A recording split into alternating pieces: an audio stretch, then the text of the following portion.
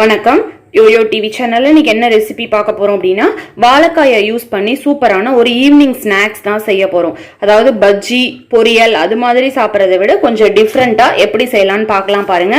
வாழைக்காயில நல்ல தோல் ரிமூவ் பண்ணிட்டு கேரட் துருவுறதுல இது போல நல்லா துருவி எடுத்துக்கோங்க. கொஞ்சம் பெரிய அந்த கண்ணில் துருவி எடுத்துக்கோங்க, சின்னதுல துருவ வேணாம்.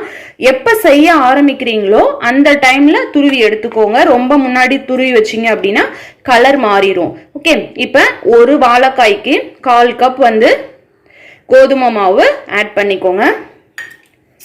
2 ஸ்பூன் அரிசி மாவு ஆட் பண்ணிக்கலாம்.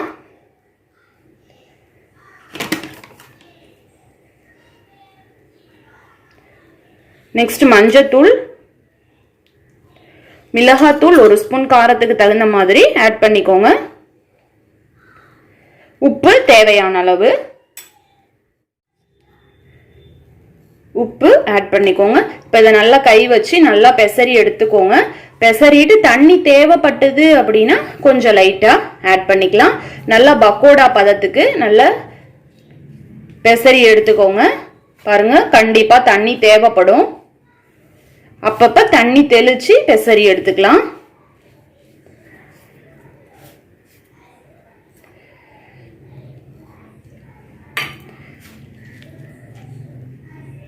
இப்ப இந்த கன்சிஸ்டன்சில நல்லா பெசரி எடுத்துக்கோங்க.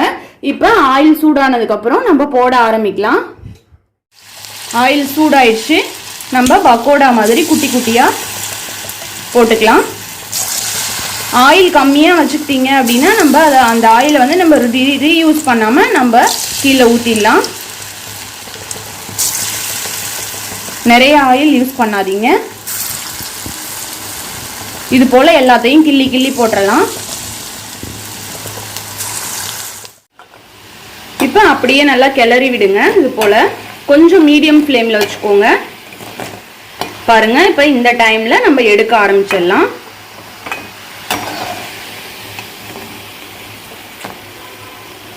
வாழைக்காயை இது போல நீங்க யூஸ் பண்ணீங்க அப்படின்னா குழந்தைங்களும் நல்லா விரும்பி சாப்பிடுவாங்க. மீதி இருக்க எல்லாத்தையும் இதே போல போட்டு எடுத்துக்கலாம். நம்மளோட சுவையான வாழைக்காய் பக்கோடா ரெடி ஆயிருச்சு. பாருங்க, நீங்களும் இதே போல ட்ரை பண்ணி பார்த்துட்டு எப்படி இருக்குன்னு சொல்லுங்க. நல்லா கிறிஸ்பியா நல்லா மொறு மொறுன்னு இருக்கும். அரிசி மாவும் ஆட் பண்ணிருக்கிறதுனால நீங்க கோதுமைக்கு பதிலாக கோதுமை இல்லை அப்படின்னா நீங்க மைதா கூட ஆட் பண்ணிக்கலாம். இது போல ட்ரை பண்ணி பார்த்துட்டு எப்படி இருக்குன்னு சொல்லுங்க ஃப்ரெண்ட்ஸ். இந்த வீடியோ பிடிச்சிருந்தா மற்ற ஃப்ரெண்ட்ஸோட ஷேர் பண்ணிக்கோங்க. நம்ம சேனலை புதுசா பாத்தீங்க அப்படின்னா சப்ஸ்கிரைப் பண்ணி வச்சுக்கோங்க. அப்பதான் நான் போடுற புது புது வீடியோஸ் உங்களுக்கு உடனுக்குடன் நோட்டிஃபை ஆகும். தேங்க்யூ.